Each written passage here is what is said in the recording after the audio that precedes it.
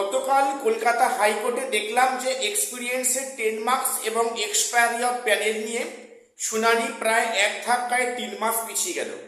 খুব ভালো খবর। এর পাশাপাশি কিন্তু গতকাল কলকাতা হাইকোর্টে আরেকটি গুরুত্বপূর্ণ মামলা ডিসমিস হয়েছে। সেটা কোনটা আমি আজ সে নিয়ে গুরুত্বপূর্ণ আলোচনায় আসছি, এবং এখানে একটা পজিটিভ দিক আছে। কেন বলছি আছে, আমি সে নিয়ে আলোচনা করছি। প্রত্যেকের চ্যানেলটা সাবস্ক্রাইব করে দিও এসএসসি পিএসসি গুরুত্বপূর্ণ আপডেট পাওয়ার জন্য। আজকে ভিডিওটা কেউ স্কিপ করো না, সবটা দেখো, কারণ গতকাল মেন যে মামলা কিন্তু আড়ালে আরও একটা গুরুত্বপূর্ণ মামলার আপডেট রয়েছে। প্রত্যেকে মন দিয়ে শোনো। দেখো, গতকাল দেখলাম যে এপ্রিল মাসে 8, 9, 10 যে তিনটে পরপর শুনানি ছিল এক্সপিরিয়েন্সের 10 মার্কস এবং এক্সপায়ারি অফ প্যানেল নিয়ে, সেখানে কিন্তু এক ধাক্কায় প্রায় 3 মাস বা তার বেশি সময় পিছিয়ে গেল মামলার শুনানি। সেখানে সম্ভবত জুন মাসের 30 তারিখ এবং জুলাই মাসের 1 এবং 2 তারিখ, এই পরপর 3 দিন এই মামলার শুনানি হবে। প্রথম বলে রাখি যে এই মামলাটার প্রেক্ষাপটটা কিছু এবং বিষয়টা কি হলো, তারপরে আমি পরের মামলাটা আসছি। দেখো, এখানে 31শে মার্চের মধ্যে উভয় পক্ষের লিখিত বয়ান দেওয়ার নির্দেশ ছিল, এবং সেখানে ভোটের জন্য ভোট পারপাসে বিভিন্ন আইনজীবীরা বিজি থাকবেন। সেই কারণ দেখিয়ে কিন্তু এই মামলাটা পিছিয়ে গেল, এবং সেখানে আগামী কয়েকদিন পর সেখানে কোনো স্লট পাওয়া যাচ্ছিল না। কাজেই যেহেতু পরপর টানা 3 দিন শুনানি আছে এবং তারপর কোনো স্লট পাওয়া যাবে না ভোটের কাজের জন্য, কাজেই এই মামলা কিন্তু উভয় পক্ষের আইনজীবীর মত নিয়ে সেই মামলা কিন্তু প্রায় 3 মাস পিছিয়ে গেল। এখন এখানেই ফ্রেশারদের হতাশা যে আমাদের কি শেষ আশাটুকু পূর্ণ হবে না।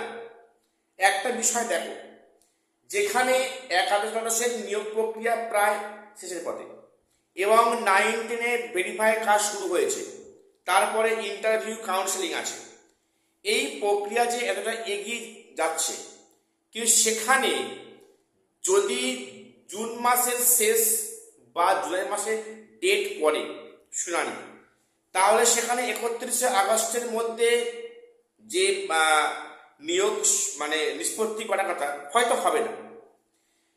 তো সেখানে এই মামলা ইম্প্যাক্টটা কি পড়বে এক্সপায়ারি অফ প্যানেল বা এক্সপিরিয়েন্সের 10 মার্কস নিয়ে? সত্যি এটা চিন্তার কারণ কৃষকদের কাছে।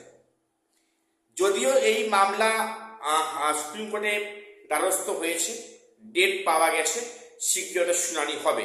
এখন দেখা যাক যে সুপ্রিম কোর্টে বিষয়টা কি আপডেট আসে।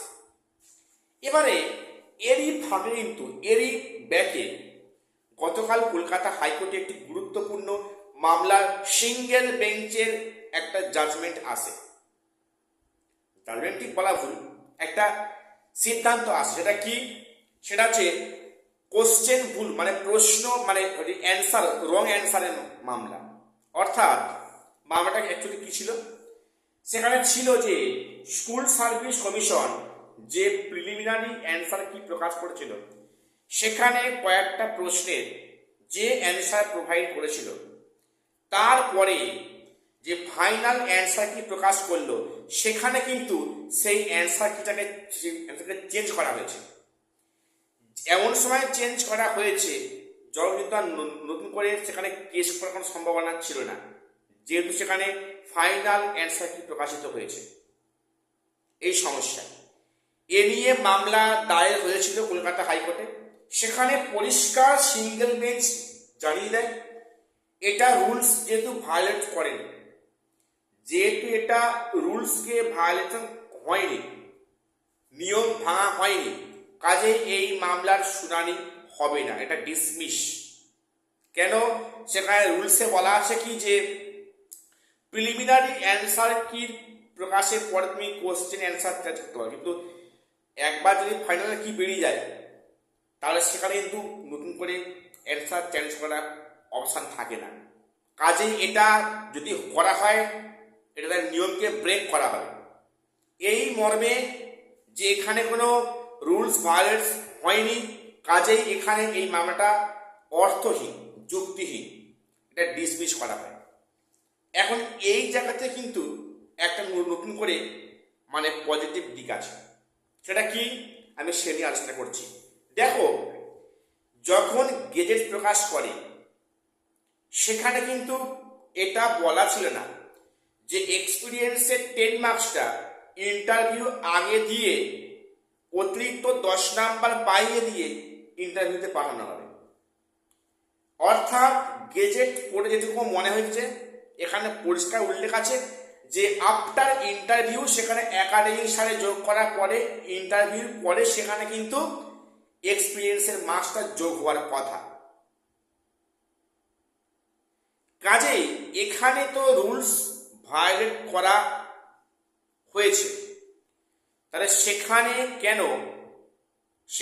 কেন এখনো কোনো মানে নিষ্পত্তি হচ্ছে না, একটা বিষয়। কিন্তু এখানে তো কোথাও বলা নেই যে তুমি ইন্টারভিউ আগে 10 মার্কস যোগ করে ইন্টারভিউতে পাঠানো হবে। যেটা গেজেটে উল্লেখ আছে এটারই মানে সারবর্তা হচ্ছে যে সেখানে রিটেন অ্যান্সার একাডেমিক্স ইন্টারভিউর পরে সেখানে 10 মার্কসটা দেওয়ার কথা। এটা কিন্তু কমিশন আগে দিয়েছে, আর আগে দিয়েছে বলেই কিন্তু সাংবাদিক সম্মেলন করে এসএসসিকে বলতে হয়েছে যে এখানে এক্সপিরিয়েন্সের 10 মার্কসটা অ্যাড করে ইন্টারভিউতে পাঠানো হবে। কাজেই এখানে কিন্তু একটা বড় ক্লু পাওয়া গেছে। তাহলে যদি গেজেটকে ভায়োলেট করা হয়, যদি গেজেট ভায়োলেন্স হয়, তাহলে নিশ্চয়ই এর এগেইনস্টে কোনো স্টেপ নেওয়া হবে। কারণ পক্ষান্তরে বলতে গেলে মানে রুলস ভায়োলেন্স হয়নি সেই দোহাই দেখিয়ে রং অ্যান্সার মামলাটা যদি খারিজ করে দেওয়া হয়, তাহলে যে মামলায় রুলস ভায়োলেন্স হয়েছে তাহলে সেই মামলা নিশ্চয়ই একটা পজিটিভ দিক আসবে বা আসতে পারে। ঠিক আছে, তো এই কেসটা গতকাল যে খারিজ হলো এখানে কিন্তু পজিটিভ দিক আছে। কাজেই এখন দেখার বিষয় যে 3 মাস পরে, তবে এটা পরিষ্কার হাইকোর্টের কোনো আশা ভরসা করলে হবে না, কারণ যা পরিস্থিতি আসছে আগামীতে যদি নিয়োগ সম্পূর্ণ হয়ে যায় সেক্ষেত্রে আমরা ভুলতে বাধ্য হব যে এক্সপিরিয়েন্সের 10 মার্কস, এক্সপায়ারি অফ প্যানেল, যেন মনে হচ্ছে কোনো একটা প্রি প্ল্যান ছিল যে সিনা ম্যাডামের বেঞ্চ থেকে মামলাটা হঠাৎ করে ফাইনাল স্টেজে এসে মানে শিফট হয়ে যাওয়া, সেখানে একটা এডি স্যারের একটা ভূমিকা রোল সেখানে এন্ট্রি নেওয়া, এইসব সত্যি অনেক প্রশ্ন কিন্তু মনের মধ্যে আসে, যার উত্তর হয়তো আমরা এখনো খুঁজে পাই না। এবারে যেহেতু আগামীতে এই মামলাটা সুপ্রিম কোর্টে উঠেছে, এখন দেখা যাক সেখানে কোনো জাজমেন্ট কোনো আসে কিনা, তাহলে সেখান থেকে পুনরায় হাইকোর্টে পাঠিয়ে দেওয়া হয়, এটি হচ্ছে এখন দেখার বিষয়। তো যাই হোক, আর শেষ করলাম, দেখা হচ্ছে পরে কোনো ভিডিওতে।